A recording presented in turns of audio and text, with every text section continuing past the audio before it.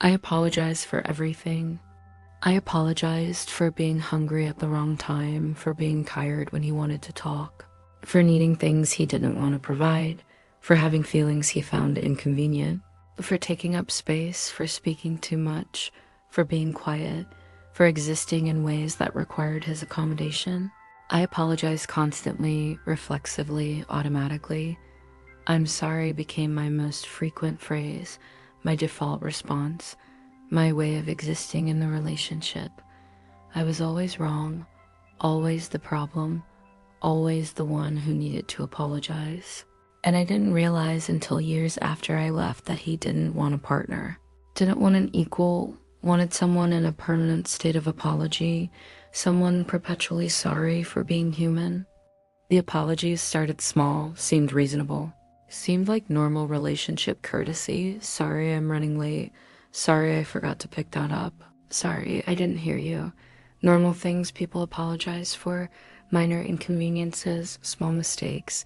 But gradually the apologies expanded. Grew to include things that weren't mistakes, weren't inconveniences, were just me existing.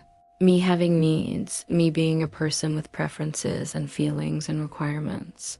And somehow all of it became something I needed to apologize for. All of it became my fault. All of it became evidence that I was difficult, demanding, too much. I'm 54. I left 2 years ago, and I'm still unlearning the apology reflex, still catching myself about to say I'm sorry for things that don't require apology. For having needs, for expressing preferences, for taking up space. The training runs deep, runs at the level of automatic response. I apologize to cashiers when they make mistakes. Apologize to people who bump into me. Apologize for existing in ways that might inconvenience anyone. And every time I catch myself doing it, I remember that I spent 6 years learning that my existence was something to apologize for, that being human was something that required constant sorry.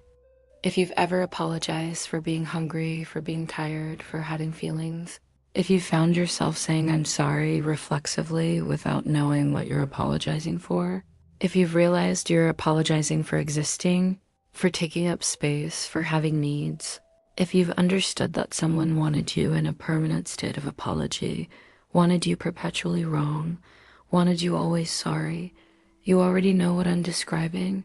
You already know the exhaustion of constant apology, the weight of being always wrong.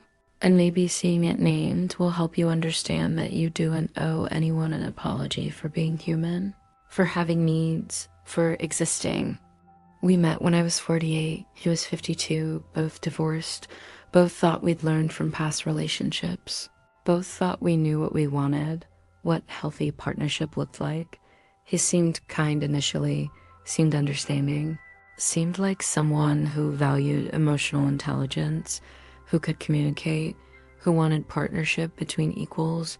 I was wrong about all of it, but it took 6 years to see clearly what he actually wanted, which wasn't a partner, was someone who would apologize for being human, who would stay in permanent state of sorry, who would accept being always wrong.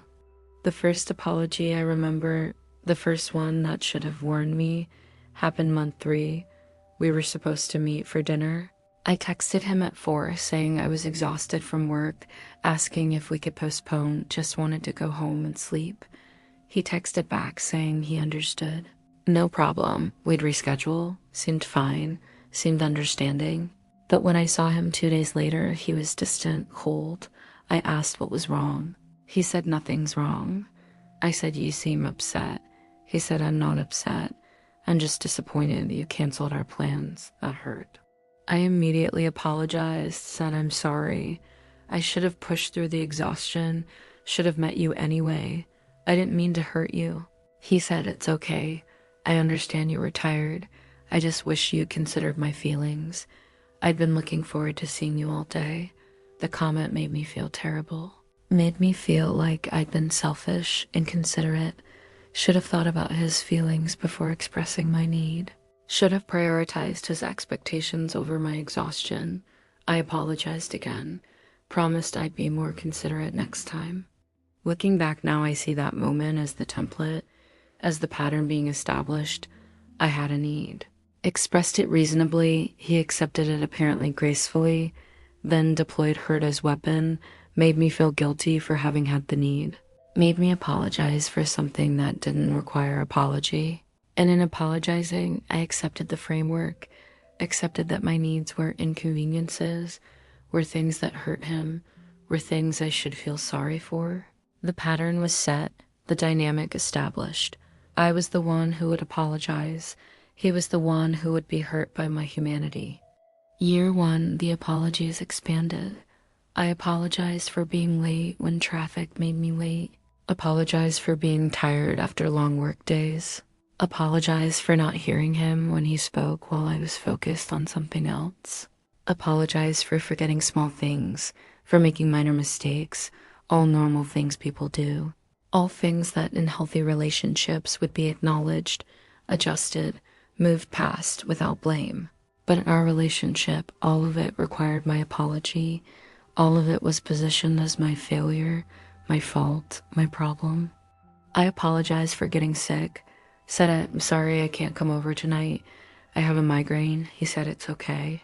But his tone said it wasn't okay, said I was inconveniencing him, disappointing him, failing to show up.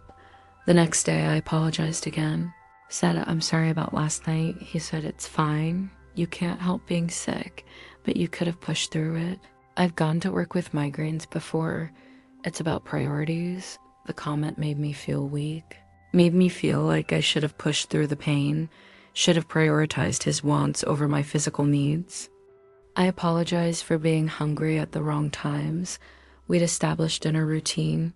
He liked eating at 7. I got hungry around 6, would mention being hungry. He'd say, we eat at 7, you know that. I'd say, I know, but I'm really hungry now. Could we eat a little earlier? He'd sigh, say, I suppose, if you can't wait. His tone made it clear I was being difficult, was requiring accommodation he shouldn't have to provide. I started apologizing. Sorry I'm hungry early. Sorry I can't wait until 7. Sorry I'm requiring us to change the schedule.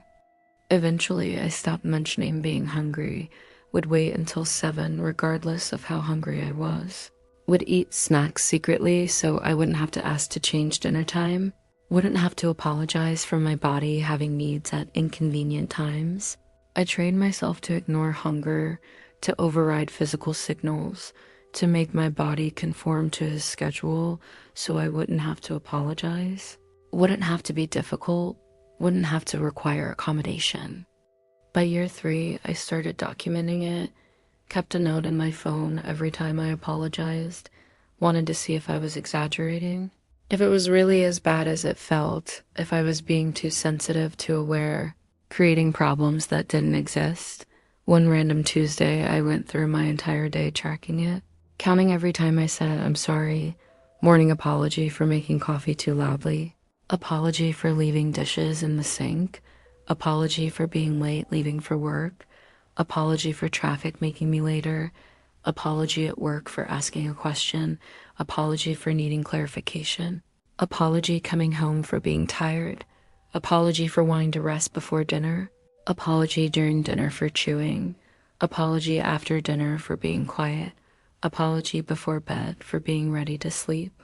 I counted them that night, 37 apologies in a single day, 37 times I'd said I'm sorry, most for things that didn't require apology, for existing, for breathing, for taking up space, for having needs, for being human. The number shocked me, made me realize I wasn't exaggerating, wasn't being too sensitive, wasn't creating problems. The problem was real, was documented, was undeniable. 37 apologies for one ordinary Tuesday. I wasn't inventing this, it was worse than I thought. Year 2, I was apologizing for having feelings, for being upset about things, for crying, for showing emotion. He found uncomfortable. I'd had a terrible day at work, project fell apart. Boss was critical, came home crying, needed support, needed comfort, needed to process what had happened. He asked what was wrong. I tried to explain through tears. He listened for maybe 30 seconds, then said, I understand you re-upset, but I had a hard day. 2, I can't handle your emotions right now. I need peace when I come home. I can't be your therapist. I immediately apologized, said, I'm sorry. I shouldn't have emoted on you. I'll go process this alone. Went to the bedroom, closed the door, cried quietly into a pillow so he wouldn't hear. So I wouldn't disturb his peace, wouldn't require his emotional labor, wouldn't be a burden. I was apologizing to the air for having feelings, apologizing to myself for being human, for having emotions, for needing support during a crisis. The next time something upset me, I didn't tell him, didn't share it, didn't ask for comfort. Learned that my emotions were inconveniences, were things that required his accommodation, were things I should handle alone, should apologize for having. I apologized for talking too much. He'd be reading. I'd try to tell him about something that happened, talk for a few minutes. He'd look up, say you've been talking for 10 minutes. I need quiet now. I'd apologize, say sorry. I didn't realize I'll be quiet. Started monitoring how long I spoke, keeping track, making sure I didn't talk too much. Didn't require too much of his attention. I apologized for being too quiet. He'd notice I wasn't talking, say you're being distant. What's wrong? Why are you shutting me out? I'd apologize, say sorry. I didn't mean to be distant. I was just trying not to talk too much. He'd say, I never said you couldn't talk. I just need balance, need you to read the room. I apologize for my tone. He'd say, don't speak to me like that. I'd say, like, what tone? He'd say that tone, that attitude, that way of speaking. I'd apologize even though I didn't know what tone he meant. Even though I'd spoken normally, had used regular voice, regular words. Apologized because disagreeing would make it worse, would require more apology, would create more evidence that I was difficult. Was being defensive, was refusing to take responsibility for how I made him feel. Year 3, I apologized for needing things, for asking for help, for requiring his time or effort or attention. My car broke down on the highway, called AAA, called him. Asked if he could pick me up from the service station. He sighed. Heavy sigh I could hear through the phone. Said I'm in the middle of something important. Can you get an Uber? I said yes, of course. Sorry for bothering you. Hung up feeling terrible. Feeling like I'd been unreasonable. Should have handled it myself. Shouldn't have asked for help. Shouldn't have required his accommodation. The next time I needed something, I didn't ask him. Called a friend instead. Then felt guilty about that too. Felt like I should be asking my partner. Felt like avoiding him meant the relationship was broken. But asking him meant apologizing, meant being a burden, meant disturbing his peace. I was trapped between apologizing for needing and apologizing for not asking. Either choice required. Sorry, either path led to being wrong. I apologized for my job requiring travel. Said, I'm sorry, but I have a conference next week. I'll be gone for 3 days. It's required for work. He said 3 days is a long time. That's a long time for me to be alone. I don't like being alone that long. I said, I know, I'm sorry. I can't get out of it. It's mandatory. He said, I guess I'll manage. But it's hard when you prioritize work over us. Over my needs, the comment made me feel guilty, made me feel like my career was selfish, was something I should apologize for. I started turning down opportunities that required travel, declined projects that would keep me late, organized my entire professional life around not inconveniencing him, not requiring him to be alone, not having to apologize for career obligations. Month 18, I tried an experiment, decided to test something, wanted to see if I could go 1 full day without apologizing. Not once wanted to see if it was possible, if I could exist without constant sorry. Woke up that Saturday, made coffee, didn't apologize for the noise. Got ready, didn't apologize for taking time in the bathroom. Made breakfast, didn't apologize for using the kitchen. Went through the morning without a single I'm sorry. By noon, I was anxious, felt wrong, felt like I was being cruel, being inconsiderate, being a terrible partner. The guilt was overwhelming, was physical, was in my chest, in my throat, and my stomach. Kept waiting for him to notice, to comment, to ask why I was being cold, being distant, being difficult. He didn't notice, was reading, was relaxed, was fine. I was the one suffering, was the one feeling like I was doing something terrible by simply existing without apologizing for it. By evening, I couldn't take it anymore. The anxiety was unbearable. Walked into the living room where he was watching TV. Said, "I'm sorry I've been difficult today. I know I've been off." He looked confused. Said, "You haven't been difficult. You've been fine. What are you talking about?" I said, "I just felt like I should apologize." He said, "For what? You didn't do anything." Went back to watching TV, dismissed it entirely. I'd invented problems that didn't exist just so I could apologize for them, just so I could return to feeling normal, because normal for me was permanent. Apology normal was constant sorry. Normal was being always wrong. I couldn't function without it, couldn't exist without the apologizing. It had become who I was, not just what I did.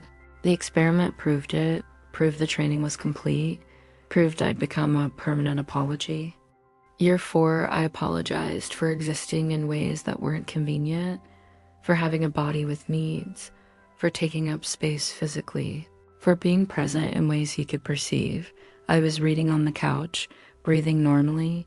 He said, "Can you breathe quieter? You're breathing loudly."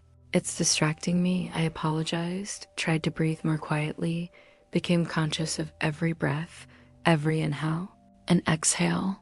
Started breathing shallowly so I wouldn't make noise, wouldn't disturb him, wouldn't require him to tolerate my existence. I apologized for coughing, for sneezing, for clearing my throat, for making any sound that indicated I had a body with biological functions. Apologized for being sick, for having allergies, for existing in ways that created noise, created disturbance, required his accommodation of my humanity. I became quieter and quieter, smaller and smaller, less and less present, trying to exist without requiring anyone to notice, without requiring apology for being perceived. I apologized for my family. My mother called one evening while we were watching a movie. I answered, talked for maybe 5 minutes, hung up. He paused the movie, said, "Do you always have to answer when she calls? Can't you call her back later when we're not doing something?"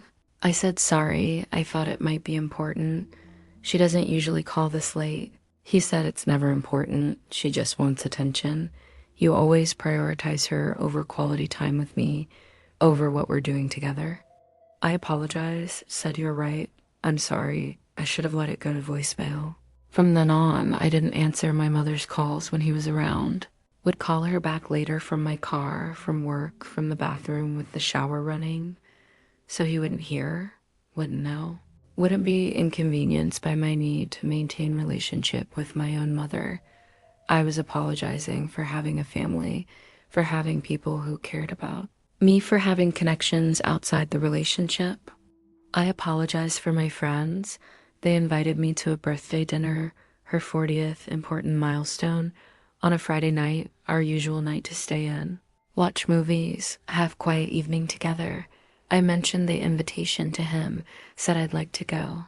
It's important to her. He said, "I thought Fridays were our night." I thought we had an understanding about Fridays being sacred, being protected time. I said, "We do, but this is special. It's her 40th. She specifically asked me to be there." He said, "So her birthday is more important than our time together? More important than what we've built?" I apologized, said that's not what I meant. He said, "Then what did you mean? It sounds like you're choosing your friends over me." I said, "I'm not choosing. I'm just asking if I can go to one dinner." He said, "Go. If it's that important to you, go. But don't expect me to be happy about it. Don't expect me to pretend this doesn't hurt." I went to the dinner but felt guilty the entire time. Checked my phone constantly, apologized to him before I left, apologized when I got home, apologized the next day for having gone, for having prioritized my friend, for having caused him pain by attending a birthday celebration. Gradually, I stopped accepting invitations, stopped maintaining friendships, stopped having connections outside the relationship, because every connection required apology, required his accommodation, required me to be wrong for having people who cared about me. Year 5, I apologize for everything, for existing, for breathing, for taking up space. I apologize when I woke up. Sorry if I disturbed you. Apologize for making coffee. Sorry if the noise bothered you. Apologize for showering. Sorry I used all the hot water. Apologize for going to work. Sorry I have to leave. Apologize for coming home. Sorry I'm later than expected. Traffic was bad. Apologize for being hungry. Sorry I'm ready for dinner. Apologize for eating. Sorry I'm chewing loudly. Apologize for being tired. Sorry I can't stay up later. Apologize for going to bed. Sorry I'm ready to sleep. Apologized in the morning for snoring. Sorry I kept you awake. The apologies were constant, were automatic, were reflexive. I didn't even know what I was apologizing for half the time. Just knew that existing required apology, that being human required sorry, that taking up space required constant acknowledgement, that I was an inconvenience, was a burden, was something to tolerate rather than something to value. I was apologizing for being alive, for being present, for being perceivable. My best friend noticed during lunch one day. We were at a restaurant. It was crowded, loud. She said, "Wow, it's packed in here." I said, "I know. I'm sorry." She looked at me, said, "Why are you apologizing? You don't control how crowded the restaurant is." I said, "I know. I don't know. Sorry." She said, "You just apologize for apologizing. You apologize for everything, even things that aren't your fault. Even things you have no control over, the weather, traffic, other people. You apologize constantly." Her observation startled me. I hadn't noticed the apologies had expanded beyond the relationship, had become my default way of existing in the world, had trained me to be perpetually sorry for everything, for things I couldn't control, things that weren't my responsibility, things that didn't require apology. I started paying attention after that conversation. Started noticing, started counting, realized she was right. I apologized to everyone, for everything, all the time. The training had worked completely, had made apology my identity, had made being wrong my default state. Year 6, I told him I felt like I apologized too much, said I wanted to work on it, wanted to apologize less, wanted to exist without constant sorry. He said, "That's good, you do apologize too much. It's annoying, actually it makes you seem weak. Makes you seem insecure, like you don't have confidence." I felt crushed, felt like even my apologies were wrong, or something else to apologize for. Said, "I'm sorry, I'll work on it." Realized immediately I just apologized for apologizing too much. The absurdity would have been funny if it wasn't so devastating, if it wasn't proof of how thoroughly I'd been trained. Month 70-something shifted. I was watching TV with him one evening. Got up to get water from the kitchen, walked past where he was sitting. He didn't look up, was absorbed in the show. I said sorry automatically for what? For walking past. For existing in his line of sight. For moving through space he occupied. He didn't respond. Didn't acknowledge I'd spoken. Didn't even hear me.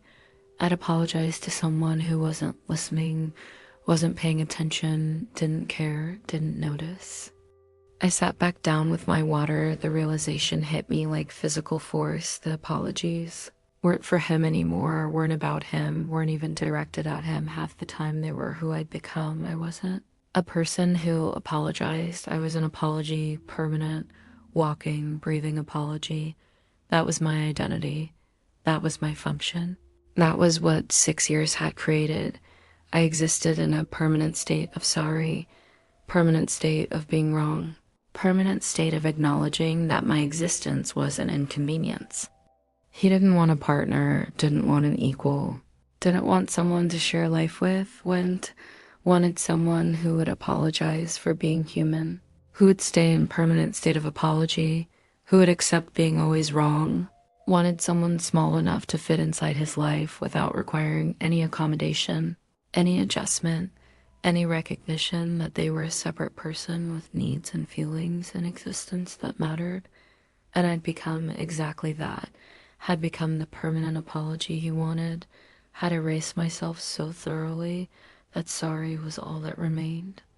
I left month 72, told him I was done apologizing, done being wrong, done being sorry for existing. He seemed shocked, genuinely surprised, said, "Where is this coming from? You've never said you were unhappy." "We never fight. We have a peaceful relationship." I said, "I've been apologizing for 6 years. I've been telling you I was unhappy every time I said I'm sorry." Every apology was evidence that something was wrong, that I was diminishing myself to fit into this relationship, that I was becoming smaller and smaller until there was nothing left but sorry. He said, "You're overreacting. Everyone apologizes in relationships. That's normal. That's what people do." I said, "Not like this, not for existing, not for being human, not for breathing, not for taking up space, not 37 times in a single day for things that don't require apology." He said, "I never asked you to apologize that much. You chose to do that. That's on you." I said, "You're right. I did choose it. I chose it because not apologizing felt dangerous, felt wrong, felt like it would cost me the relationship. And now I'm choosing differently. I'm choosing to leave." 2 years out, I'm still unlearning the apology reflex, still catching myself about to say sorry for things that don't require apology, still training myself that having needs is normal, that taking up space is allowed, that being human doesn't require perpetual sorry, that deprogramming is slow, is harder than leaving, is daily work of catching automatic apologies and stopping them, questioning them, refusing them, asking myself, does this actually require apology or am I just existing? I'm learning what actually requires apology, actual mistakes, actual harm caused, actual failures to show up appropriately, actual times when I've genuinely wronged someone, hurt someone, failed someone in ways that matter. And I'm learning that most of what I apologize for didn't require sorry. It was just me being human, being a person with needs and feelings and physical existence. Was just me taking up space in the world, which is allowed, which doesn't require apology, which is simply what being alive is. I'm learning to exist without constant sorry, to have needs, without apologizing for them, to take up space without acknowledging it as inconvenience to be hungry when I'm hungry to be tired, when I'm tired to have feelings, when I have feelings to exist at full volume without apologizing for being perceived. It feels strange, feels unfamiliar, feels like something I have to consciously practice. But it's worth it, worth the work, worth the discomfort of unlearning 6 years of training. Here's what I desperately wish someone had told me the first time. I apologize for being tired, for being hungry, for having needs that weren't convenient. That apology should be specific. Should be for specific harm you've caused, specific mistakes you've made, specific ways you've genuinely failed or hurt someone, not for existing, not for being human, not for taking up space, not for having a body with needs, not for having feelings, not for requiring accommodation that all humans require. If you're apologizing for your humanity, for your needs, for your existence, you're not in a relationship with someone who values you. You're in a dynamic where someone wants you perpetually wrong, perpetually sorry, perpetually diminished. If you're reading this and you apologize for everything, if "I'm sorry" is your most frequent phrase, if you've counted your apologies and been horrified by the number, if you apologize for being hungry, for being tired, for having feelings, for breathing, for existing in ways that can be perceived, if you've realized you're in permanent state of apology, permanent state of being wrong, you don't owe anyone an apology for being human. The right person won't require constant sorry, won't position your humanity as inconvenience, won't make you feel like existing requires perpetual apology. The right person will let you take up space, will let you have needs, will let you be human without requiring you to apologize for it. If this resonated, if you've discovered you're living as a permanent apology, the next video is crucial. It's called "The Relationship Was Calm, My Nervous System Wasn't." It's about what happens when everything looks peaceful on the surface. When there's no yelling, no obvious conflict, no drama anyone can point to, but your body knows something is wrong. Your nervous system is in constant state of alert. You're always tense, always monitoring, always waiting for the other shoe to drop, always in hypervigilance, even though the relationship seems calm. That video shows how your body tells the truth before your mind. Can name it how your nervous system knows you're not safe, even when everything looks fine. Link is on screen now.